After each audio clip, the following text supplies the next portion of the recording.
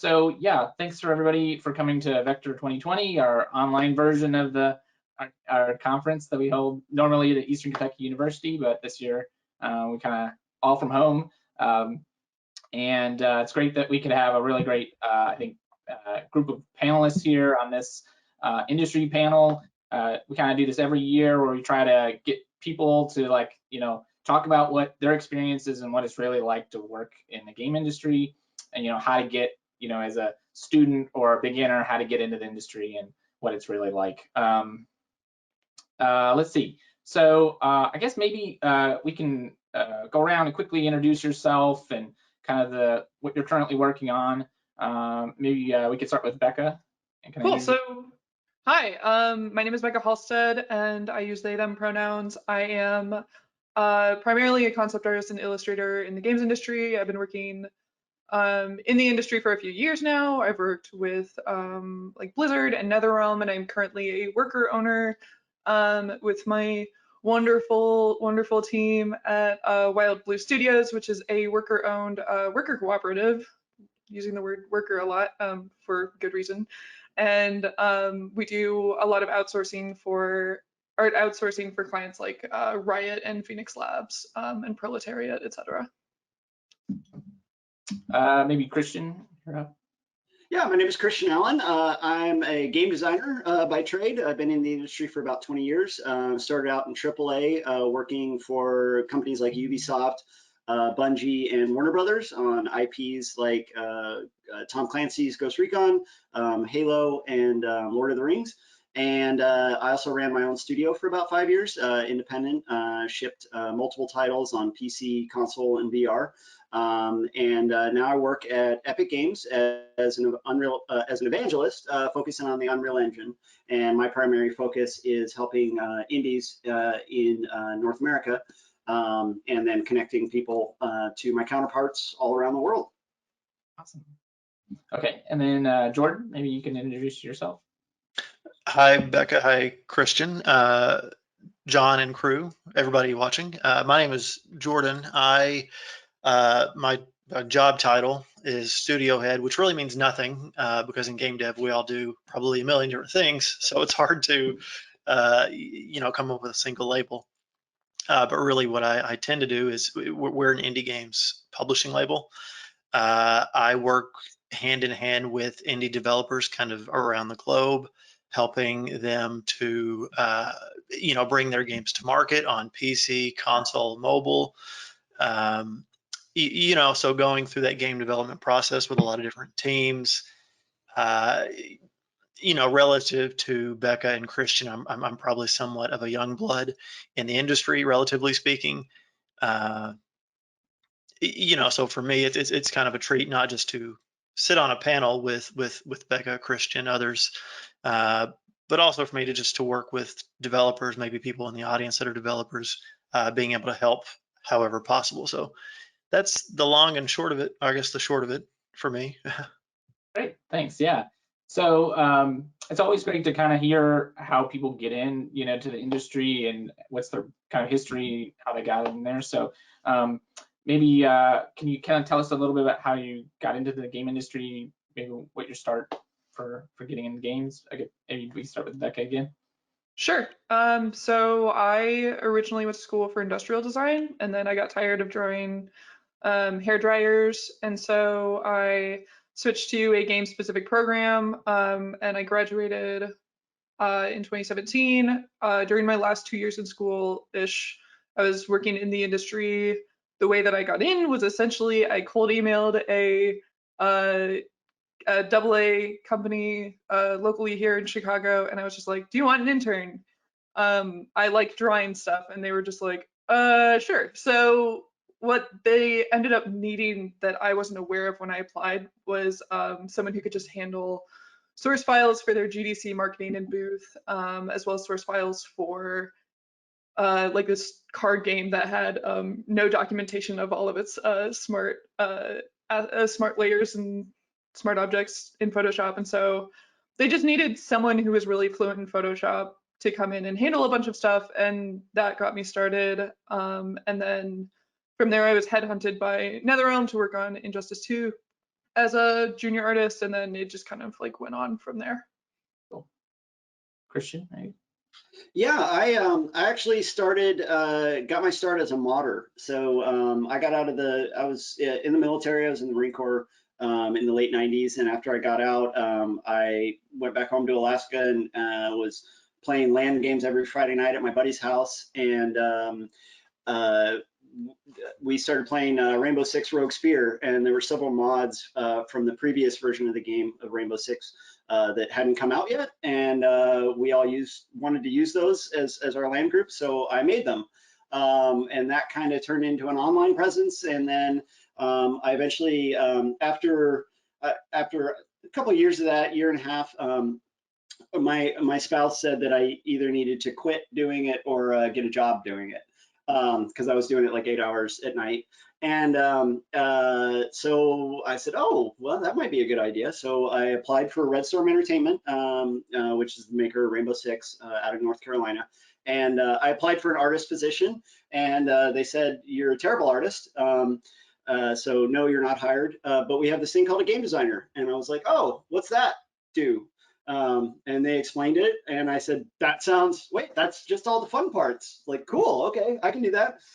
So I started as an assistant designer doing mission scripting on Ghost Recon Island Thunder, and the rest is history. And I did go back and get my degree at some point after I was in the industry. Okay. And Jordan? Yeah, so I guess I can sort of continue the non-conventional trend here. John, you mentioned Eastern Kentucky. This is usually where the panel is located. I graduated from Western Kentucky, so I'm shaking my fist in rivalry at you right now. But I graduated from Western with a degree in mathematics and education because I thought I wanted to be a high school teacher. And then I realized I hated that, kind of at the point where I got these degrees, great, not going to use them. So out of college, I got the first job I could, which was in retail, which is, as so many of us are familiar with, I hated that. Like, I don't want to do this forever. So I kind of quit that sight unseen, just said, well, I'm going to do something else. And I ended up getting a job at HitSense, is the company that I'm at now, as a project manager. And we were doing more, we had some client work kind of going on at the point. So I was project managing all those things for our development team and artists. And we also had some direct game development experience.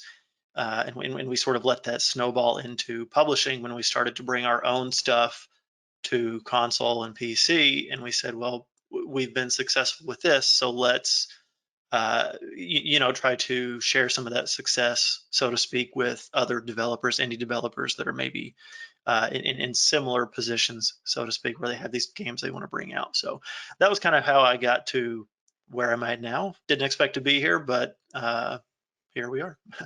Okay. Yeah, I think there's a lot of non-traditional ways people got into the industry, because they're, so far it's only recent that there's sort of been formal like schools and things, processes to get in. So yeah, I kind of been modding of Half-Life and Counter-Strike and all that stuff. So that's where I kind of got in and excited about making games and things. So I guess, so we kind of talked a little bit about internships and things. So how important do you think internships are, in getting into the industry, getting that kind of foot in the door, I guess? And we kind of offline, we had some discussions about, how does that differ from mentorship? It's really, what's the purpose of maybe an internship versus a mentorship? So maybe Becca, we could start with you again. Yeah, so I really, I love this question, and I think that it's a really, really important one, because internships are like, that's great. Like, if you can land one, that's phenomenal, but also like understand that a lot of people, like we've brought up, get in the industry in really unconventional, confusing ways. So I think it's really important to understand, like, it's great to apply to those things, but like, if you don't get that, like, that's not the end of your path. That's not an indicator that you can't make it into the industry. Just keep being persistent. And then also, like, the other side of that is, like the idea of mentorship. And I think when a lot of people, especially students, hear the word mentorship, they imagine like, I'm going to sit down with an industry professional and we're going to talk for 2 hours on Wednesday nights, and then I'm going to do work and I'm going to have this like schedule and this assignment and this structure. And I think it's really important to broaden your idea of what mentorship really is. Like I had so many wonderful, wonderful mentors early on, and they weren't people that I was like sitting down with every week and talking to. They were people that I could just like message questions to, or like reach out to when I had issues or I wanted feedback on something. Like mentorship is more about having these like authentic connections with people and finding people that are excited about your progress and are emotionally invested in the progress that you're making. So focusing more, like on that human aspect, the connections, the grabbing a coffee with someone sort of thing, like that's mentorship. Yeah. Yeah, Christian, any thoughts? Yeah, I would double up on everything that Becca just said. Internships in and of themselves are challenging. One of the things that people don't consider a lot is that internship rules and laws vary from state to state and country to country. So while your state and your school and your organization might have a very strong internship program, a state to a developer that you're applying to may have completely different rule sets, may even be, I don't want to say illegal, but very challenging for developers. And internships can be very challenging for developers, again, depending on their state. There's different rules on pay, there's different rules on oversight, there's different rules on what can be meaningful work versus educational work. And I know when I was Inde, we had about 11 folks, and I had a lot of people asking about internships, and I went to my producer and was like, well, maybe we could get a couple interns in, and they could do things and I could teach them. And my producer was like, no, negative, we got to ship in 18 months. That is not going to happen. We're not going to get someone in here because the rules in our state is you have to be able to provide all this documentation and all this stuff. And I was just like, okay, well, I guess I can't do that. So, like Becca said, not getting an intern at a company isn't necessarily a negative on you. One, they're super competitive to get, and a lot of developers, until they get to a certain size, often just don't have the bandwidth to even do it. Now, that's not to say that those same developers aren't happy to help mentor you, that you can't reach out to them on LinkedIn, on Twitter, on whatever platforms you use. I think networking is something that folks are generally getting better at. I mean, networking, and when I say networking, I mean, making connections and using that to advance your career, in general has gotten a lot better over the last 15, 20 years. Actually, one of my first talks at GDC, I think, was in like 2005, and it was like how to network, how to use LinkedIn as a game designer. But being forward and reaching out, most developers, once they find out that, once they kind of vet you as not, some fan that's trying to get, the super secret drop on whatever their company's next project is, are usually happy, especially within their own discipline, to talk to folks about those disciplines and help provide information and resources. And then there are specific folks, like me, that's part of our job. I'm out here to be a representative of Epic, and I do a lot of content that is not specific to Unreal Engine and to Epic Games, because we want to have a thriving economy of folks that are talented and able and trained and ready to make games. And so I'm fully greenlit to do things that are cross-Indian. I speak at IGA. I do weekly game design chats called Game Design Hour with game designers, regardless of their engine or their publisher or whatever, because we want to network. We want to reach out and find that talent. And so, yeah, you should continue to rock forward. Internships can be very, very valuable if you can get them, but I wouldn't sideline those other networking opportunities and mentorship opportunities that Becca mentioned to just focus on that. Jordan, anything to add? No, nothing significant. I think they did a good job sort of summarizing the value. I would iterate, I guess, what Christian said about not using, because opportunities can be limited. Don't use getting an internship or not getting an internship or a mentorship on your first try or your fifth try. That's not a barometer of success or your own quality. Continue to create and make and hone your craft. There are, in the year 2020, there are, I don't want to say infinite opportunities to learn on your own, but just with this, the advent of digital information, you can sort of always press forward in different ways. Internships and mentorships are not the be all end all. There is a lot of value in establishing and having those relationships, but if you're not able to join a team, you think they do good work and I want to learn directly from them, now might not be the time. It could happen in the future, but don't let that slow you down from sort of achieving whatever it is you're setting out to do. So that's probably all I would add, which is not too much. Awesome. Yeah, I guess maybe we touched on it a little bit, that the value of sort of networking and kind of connecting with other people in the industry. Any advice sort of on that? Anybody can kind of chime in on, connecting, and I think it's the game community is very inviting, like we talked about, and really supportive. Even if you're at different companies and sort of there's competitive things, there's a lot of camaraderie sort of in the industry. So what do you think on approaching networking and kind of like all that kind of stuff? Anybody? I can jump in on that. I personally, the social media sites are great for outreach on that. And most folks, say on Twitter, the nice thing about Twitter, right, is you can explicitly choose whether you want to have direct messages or not direct messages. Now, obviously, for some folks, they don't have a choice in the matter if they get bombarded daily by the bad parts of Twitter.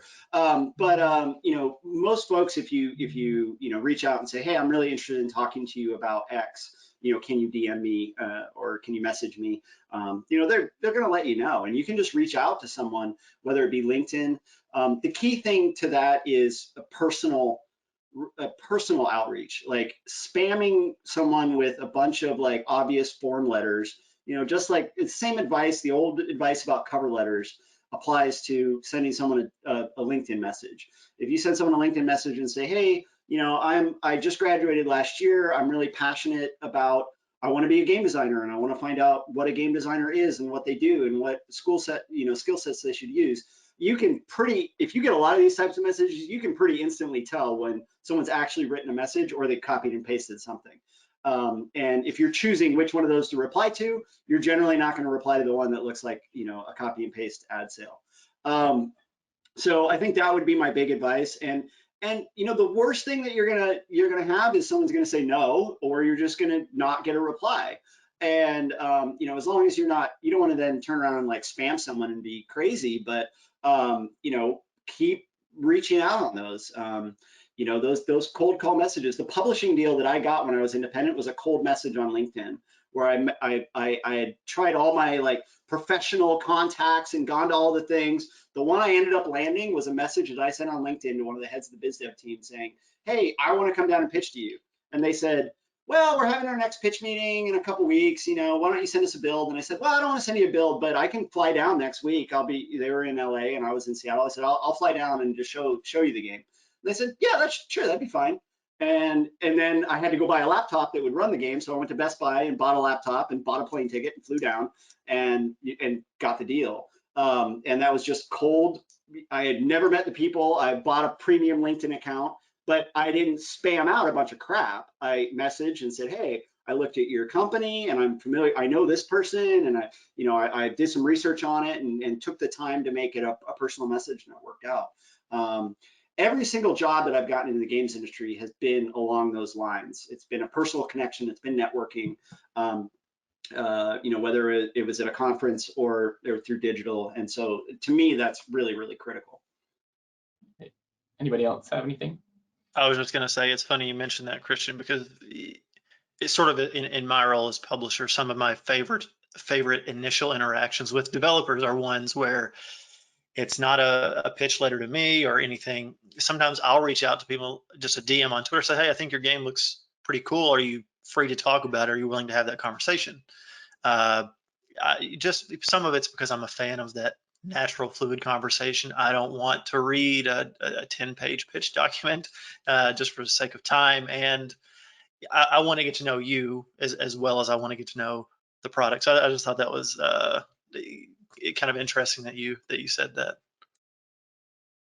Yeah, definitely. I mean, I do when I do a lot of outreach. We have the Epic Mega Grants, which is a fund that we give grants out to developers, and oftentimes people are surprised. They'll reach out and be like, whether it's the Unreal Indies email address, which come to me and then I filter out.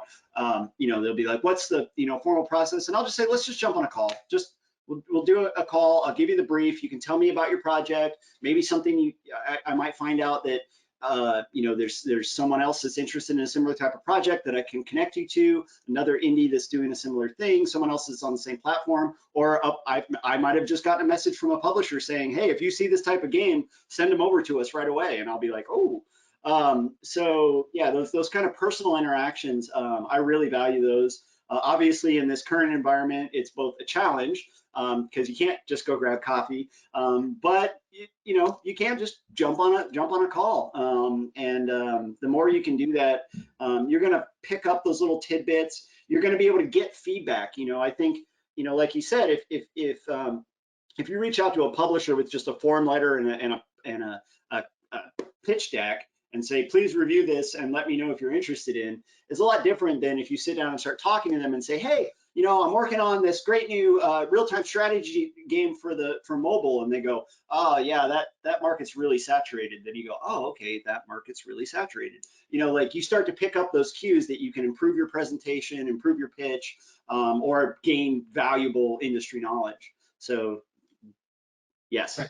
Cool. Yeah, and just like to add a little bit, especially for the perspective of students, I really recommend not being tempted to only try to network upwards. Like I think a lot of people, a lot of students are like, well, the people around me aren't like someone that I can, look kind of like gain much from. So I'm gonna go on Twitter. I'm just gonna interact with people with more than 10,000 followers until people start responding to me. And like that's it's fine, whatever. Live your life. But the students that are working around you, whether you realize it or not, are going to be your future coworkers.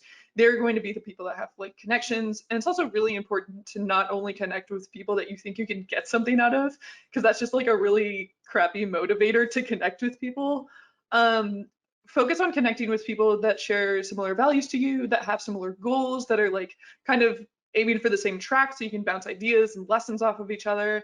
And then along with that, if you're struggling to find community, then I recommend honestly like building one. Like I continue to commit the mortal sin of making another Discord every time something I'm interested comes up. So I have like 24 Discords right now, and I moderate half of them. And it's because I keep being like, I love this thing.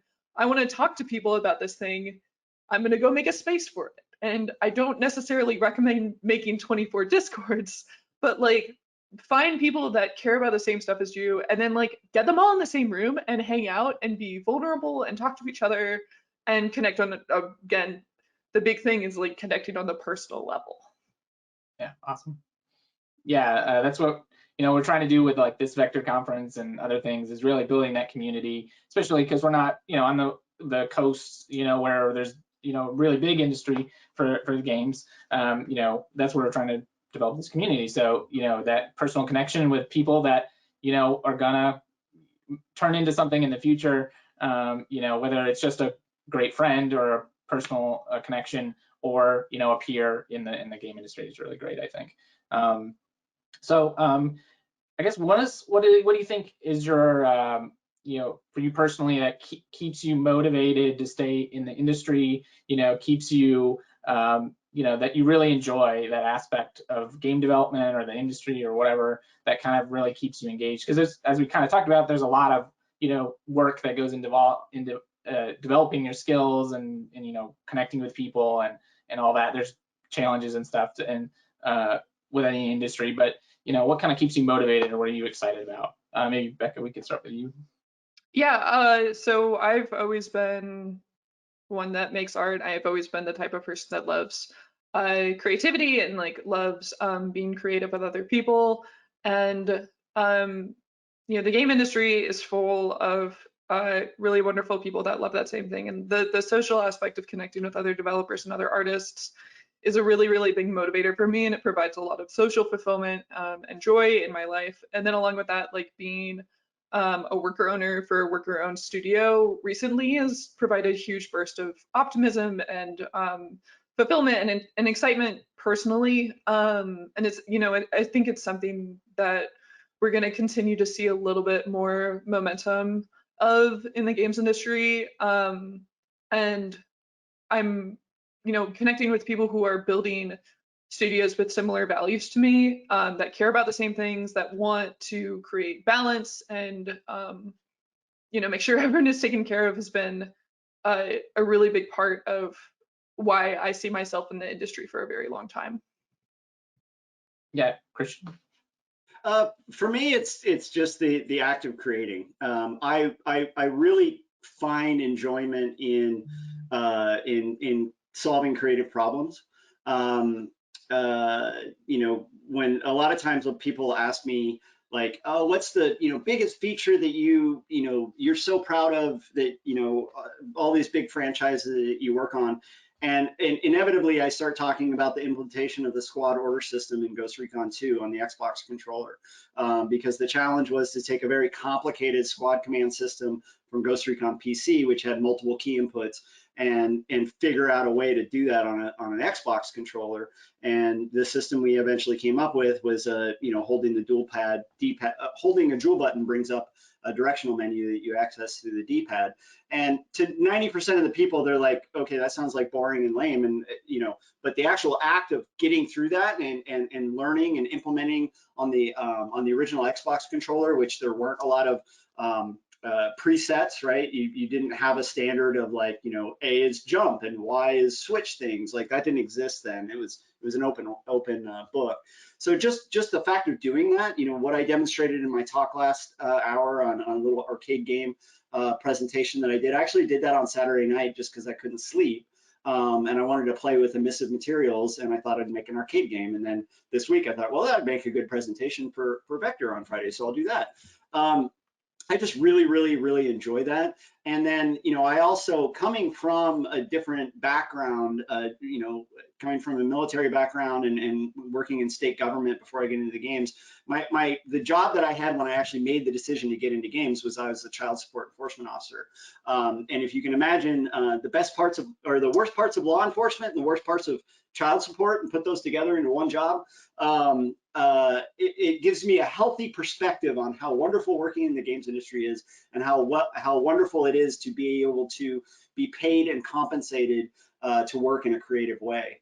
And while there are challenges and there are stresses and competition and a lot of things that are hard, anytime that I think, wow, if only I could go back to sitting in a cubicle and getting yelled at all day long by angry people on any side of anything, I'd rather get yelled at by gamers than angry parents.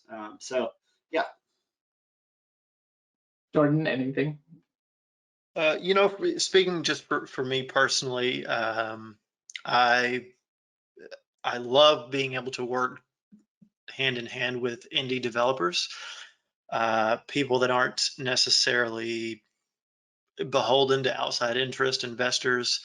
There's this element of unrestricted creativity, just to be able to make pretty much whatever you want to make, to experiment in ways that maybe you can't on a AAA project with hundreds of millions of dollars on the line, or whatever the amount is. And that's not a slight to AAA games. I, like everybody else, I play my own AAA stuff, but indie development presents its own unique set of problems. So for my side of it as a publisher, being able to work with indie devs who are trying to conceptualize and produce this vision that they have for the game that they want to make,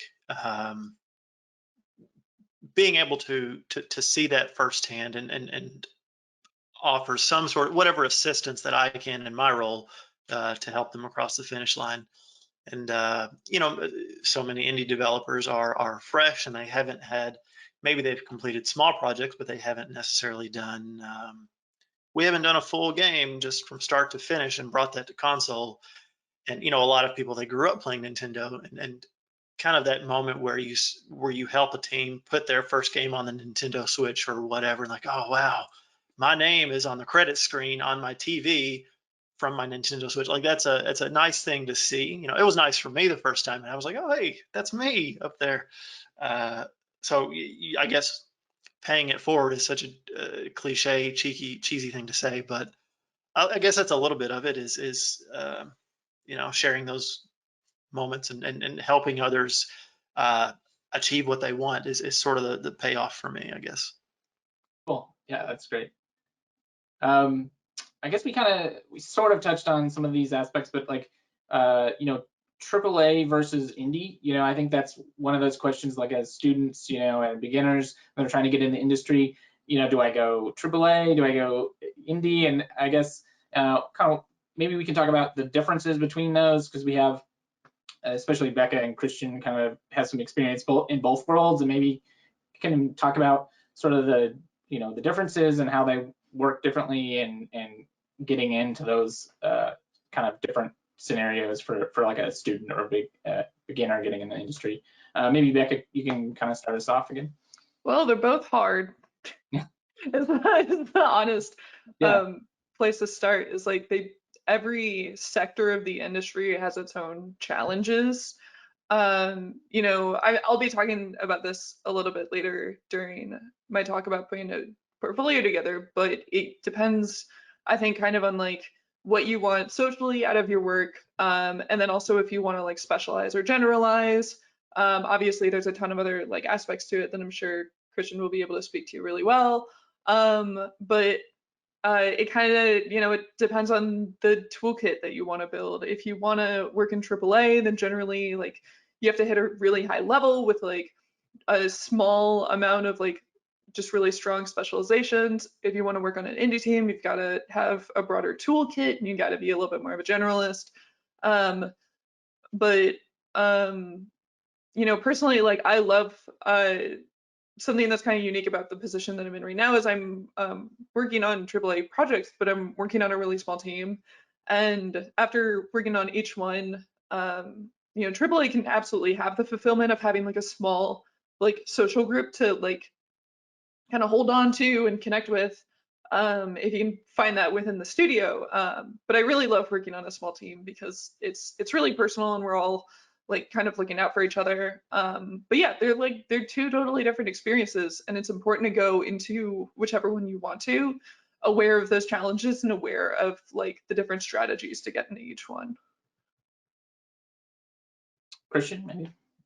Yeah, it's a great question, and you know, again, my running theme, I'll agree with what Becca said. I think a lot of it comes down to, you know, what do you actually want to do? I find, this is just speaking from experience, doing a lot of interaction with indies and with students, is that a lot of graduating students will default to indie development because they're thinking, well, I'll do indie development to build my portfolio to get my AAA game, and that can be valid. But if you're not approaching it, if you're approaching it from a portfolio standpoint, great, that's awesome, do that, but think about it that way. Because building a successful, sustainable business in indie game development is a lot different than building a cool portfolio of indie games. I did it for 5 years and ultimately I failed.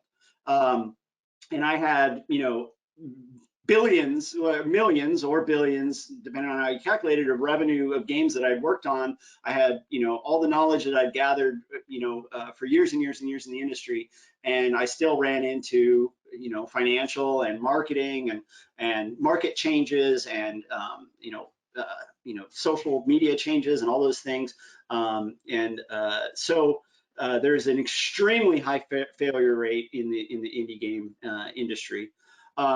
Likewise, there's an extremely high burnout rate in the AAA industry. You know, AAA game development is a very high pressure environment. It's, you know, when you come with high budgets, you have high expectations, you have high bars to meet, you have tight deadlines, and that can be really challenging. However, you know, starting out in, generally, if you're starting out in AAA, you have that, that I don't want to say safety net, but learning net, right? If you get hired as an assistant designer when I got hired at Red Storm, my first 2 months were like, hey, you know, go build some fake missions and, you know, we'll evaluate those and give you feedback and you can learn the system, blah, blah, blah, blah, blah, you know, for 2 months. It was basically training before I got onto a live title. Everybody doesn't get that opportunity. A lot of that was luck on timing. But I had that skill set available to me of being able to pop over a cubicle and say, can you tell me how to do this? Can you help me do this? Who do I go talk to?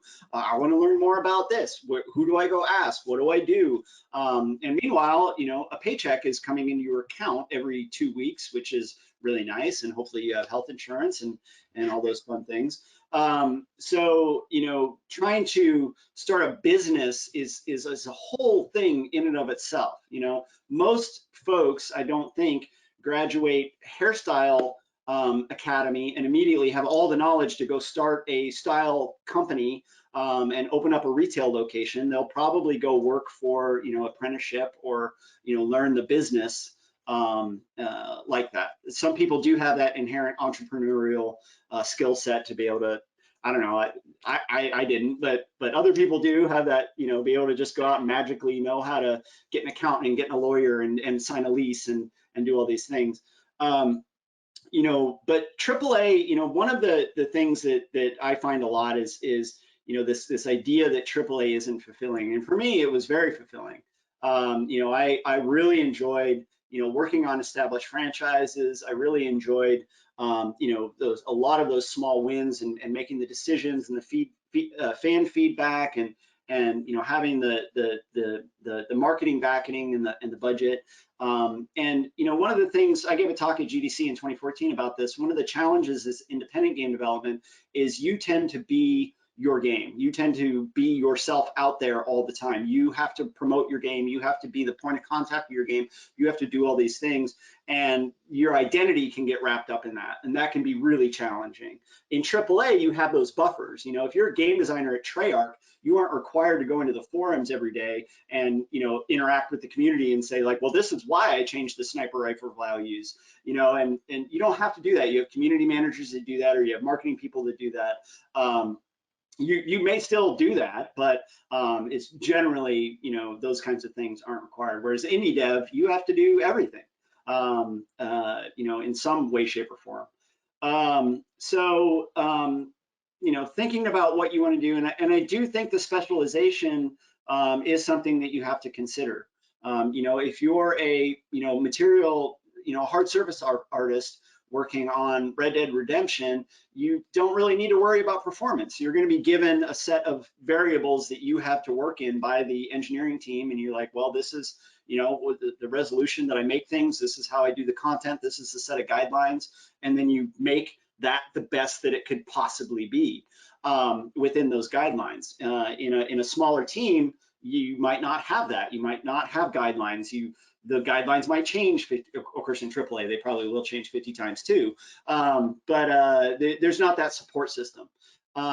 So yeah, it's a challenge both ways.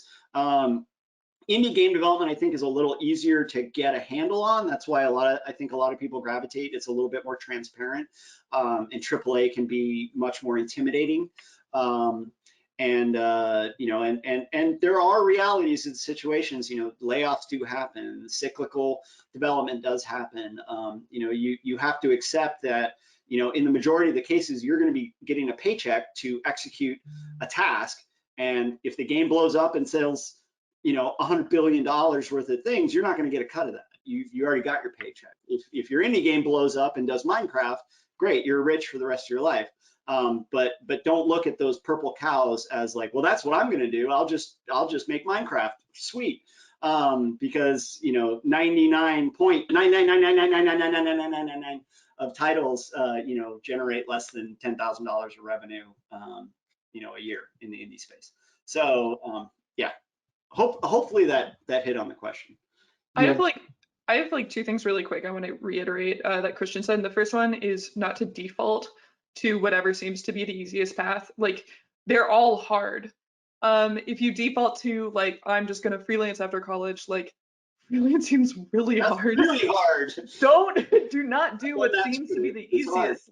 Have a strategy, have a plan, decide what works for you, and decide that based on like research and talking to people and being objective about the value that you're able to sell on the market. And then the other thing is like the really hard part about freelancing and about indie is that is the isolation in regards to mentorship and learning opportunities. When I was in the first when I was in my first internship, I got really lucky. I won the lottery, and my desk was in a room with the senior concept artist, a UI artist, a VFX artist, and a programmer. And I could just spin around and talk to any of them, and they would answer any question I had, and I had a lot. So that's a big part of why I recommend people actually try to get a job at a pre-existing company, one that isn't just like, we're gonna have you be intern, we're gonna pay you $7 an hour to work way too hard. Avoiding like that really burnout heavy exploitative stuff, but finding a place where you can ask questions and engage with other developers on a really regular basis for like at least a year, I personally recommend before trying to go out on your own. Cool.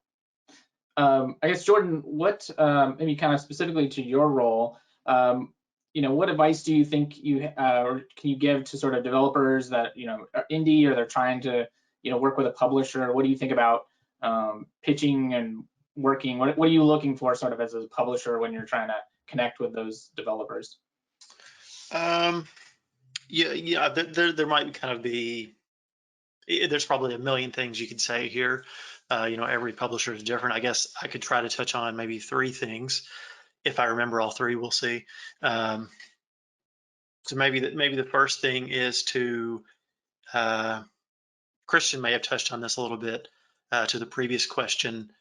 So many indie games fail, and working with a publisher or doing it solo is not a guarantee of success. Gaming is a competitive space, indie or otherwise. So sort of having realistic expectations, not using Minecraft or Stardew Valley as your bar of success. You don't need to do that. And sort of as a follow-up on top of that, you kind of need to be able to plan ahead, to be thinking about your next project after this one and what's going to be sustainable for you. If you're putting all of your life savings into this project, that might not be the best option, because what happens if it fails, which is a very real possibility. Yeah, I did that too. And that probably was a difficult situation for you to be. You're like, man, I don't like this. Wish I didn't do that. And you have the gift of hindsight now, Christian, but for other people that maybe haven't gone through that,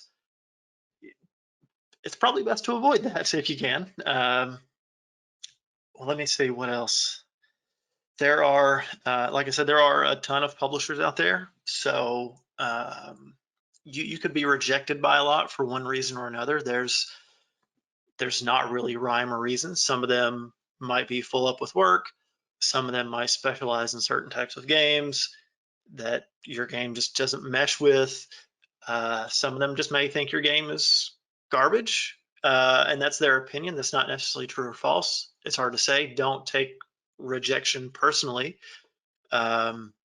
You have the opportunity as a developer to pitch to as many people as you want to and to have as many conversations as you want to.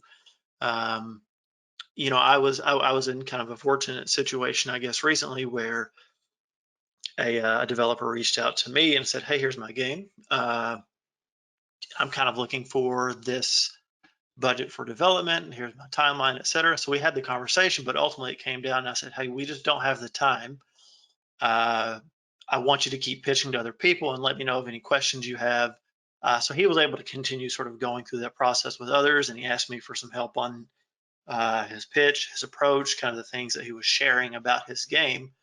And last week or the week before, he was able to sign with another publisher that's funding him in a way that's going to kind of sustain him for the next 2 years, so that he can get his project out at the start of next year, but he's going to continue to receive money through the remainder of 2021. So he's kind of set, and I think this is very valuable for him as an indie developer. And I guess probably the last thing that I would say, just as advice for an indie dev, is really think about, I guess, I usually tell a developer that if you're working with a publisher, you kind of need to think about it as if you were hiring people onto your team, because you're going to be, if you're working with a good publisher, and there are good ones and bad ones, if you're working with a good one, you're going to be pretty hands-on with them day to day, talking with them fairly frequently, and you want to make sure that that relationship is solid. Not just that they have some idea of what they're doing and they're providing value, but that that you're going to embrace their feedback about your game, that you can sort of share your ideas. And if it's just speaking for our team, I'm very adamant about, for what we do, not trying to adjust the developer's vision for what they're trying to create. Something that's often very personal for indie developers, like they grew up and they were influenced by this, or they want to make that. Really trying to help them fulfill that vision. There might be other teams out there that are a little more stringent about, these are the market opportunities and we need to kind of adjust this and that. So kind of having an idea going into these relationships, what you're going to be flexible on, and kind of what you want to be rigid about, because I have to imagine that different teams are going to have different requirements, advice, suggestions over time. So just to maintain that relationship and kind of keep it not completely frictionless, because discussion is warranted on certain things, but for a healthy relationship, know what you want and expect going in.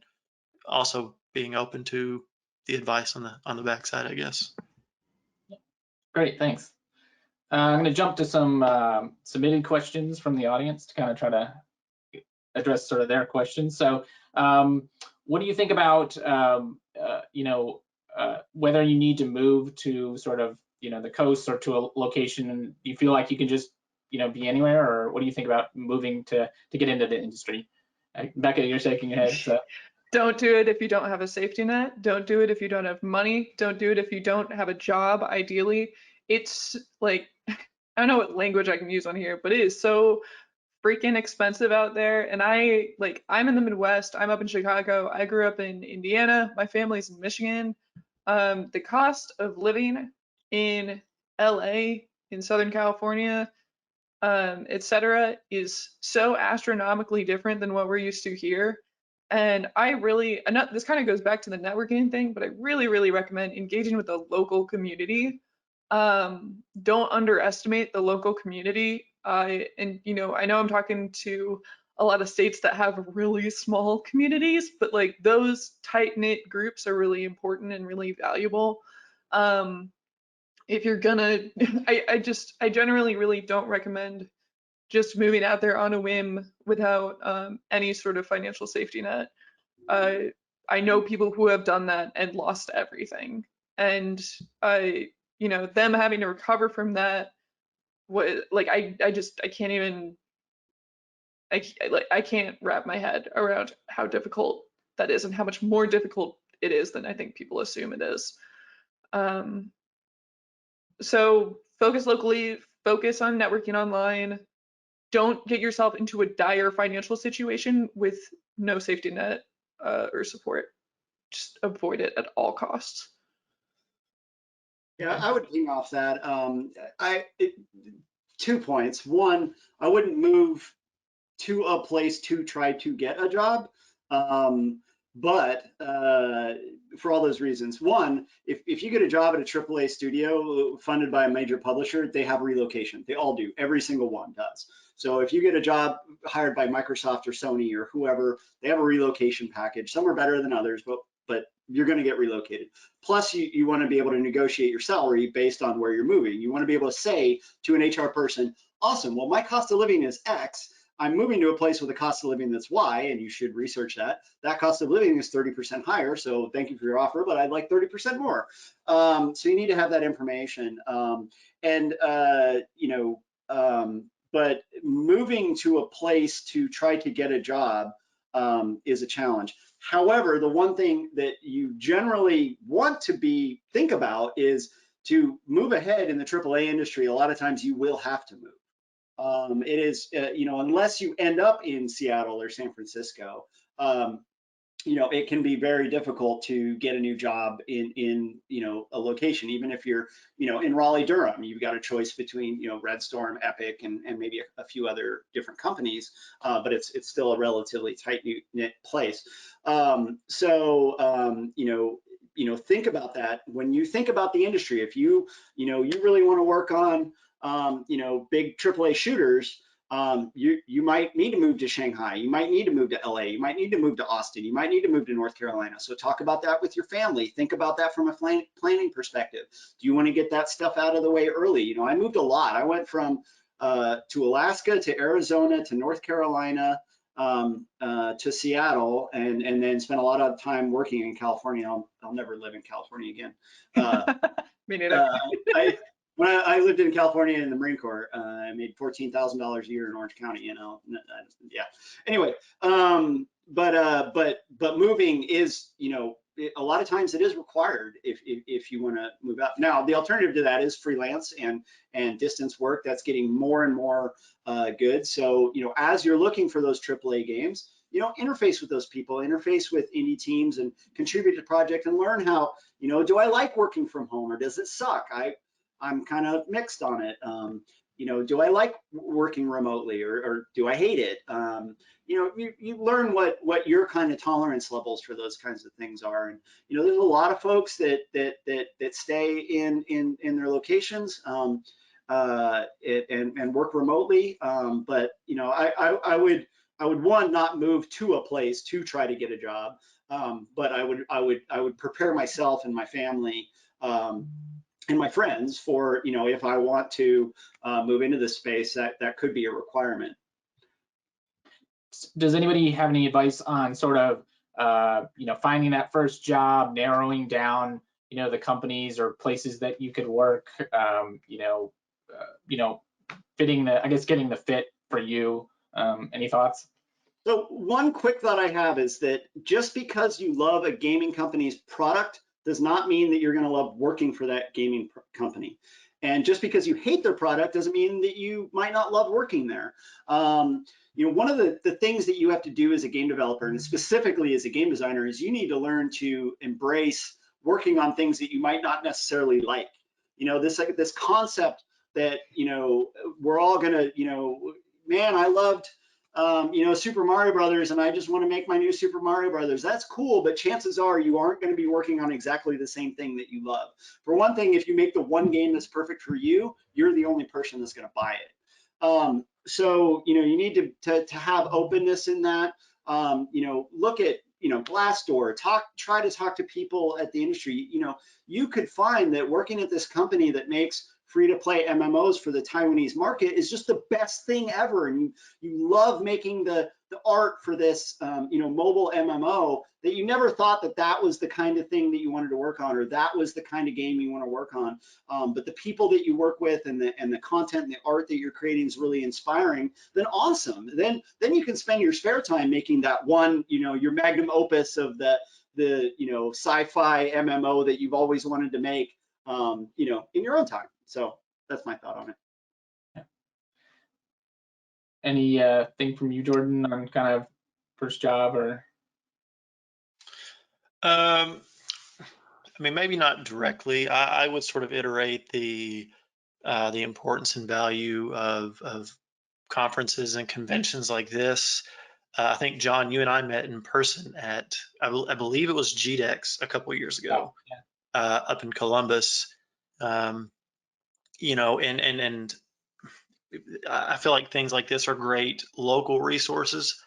Kind of going back to the previous question, I would love to continue seeing a decentralization of the gaming industry so that there's less of a focus on these most expensive parts of the world to live in, just for long-term sustainable financial viability for people, especially if they're seeking, if they're trying to do indie work or freelance work, and kind of like Becca said earlier, these things that are very difficult to do if you're sort of on your own. If you can really pay attention to conventions like Vector 2020 and GDEX in the Midwest, and there are going to be others, then I feel like you're going to find a lot of good local resources, people you can network with, and again, to reiterate something Becca said earlier, you're not trying to necessarily network upward and just pull, find something to your advantage out of every relationship. You really want to connect and grow with these people. But stuff like this is sort of, I think, a great launch pad to get that direct exposure and to learn and to be able to talk to people that are going to be able to help provide and point. Christian's got a lot of great insight. Stuff like this is great to sort of set those guides on to put your cart on the track and head in the direction that you want to go. So that's probably all I would add to this question. Well, unfortunately, I'm going to have to cut it off here. We have so many topics, and there's so many things to cover. But I think maybe I could say that a lot of these panelists would be open to, again, conversations after. So if you have specific things that resonated or whatever, you can kind of reach out to them. And Becca's going to be up next with talking about portfolios. And so if you're an artist and things, I think she's going to have a lot. They're going to have a lot of great questions about or answers for your questions on those type of topics, I think, and it's going to be great. So we're going to go have a kind of a break. For everybody to grab some water or whatever, and then we'll come back in a few minutes with Becca. Woo. Thanks, everybody. Thank you all. See you again soon.